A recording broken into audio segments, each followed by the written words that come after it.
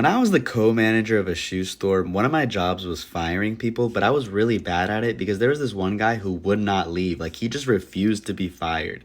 I worked at a mall, and my manager was going out of town for the week, leaving me in charge. But before he left, he pulled me aside. He goes, "Just so you know, while I'm gone, you have to fire Johnny." And I like Johnny, so I'm like, "No, does it have to be Johnny?" He goes, "Either Johnny or you." I'm like, "Johnny's fine." He goes, "If you can't handle the heat, stay out of the food court." So as soon as he leaves, I'm freaking out. I don't know how to fire somebody. I'm looking up Reddit threads on how to fire somebody. I'm looking up WikiHows, instructional YouTube videos. Finally, after what felt like months of preparation, it was really just 2 days, Johnny arrives for his shift. He walks into the store. He's like, "What's up, dude? How you doing?" And I'm like, "Hey, Johnny," but I'm so nervous. I am sweating bullets. My knees were weak. My palms were spaghetti. I'm like in the bathroom of my job, looking in the mirror and slapping myself like, "You can do this.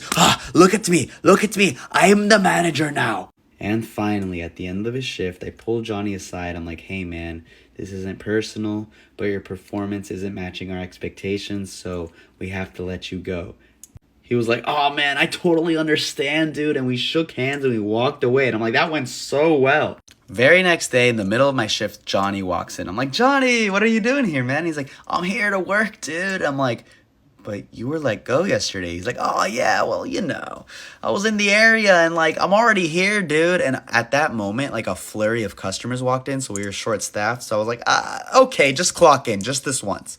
But he kind of kept doing that every single day after. And I know it's my bad as a manager, but he was so nice and he just kept showing up on time. So I just let him work. Like, I didn't know how to fire him again. It was hard enough the first time. Finally, it's the day before my manager is supposed to arrive. So I know I have to fire Johnny once and for all.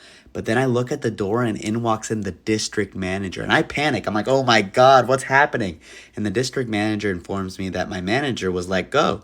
My manager was fired, and when my manager gone, no one knew I was supposed to fire Johnny. So he just kept working there until the day I quit. And almost 4 years later, you would not believe who got promoted and is the manager of that shoe store now.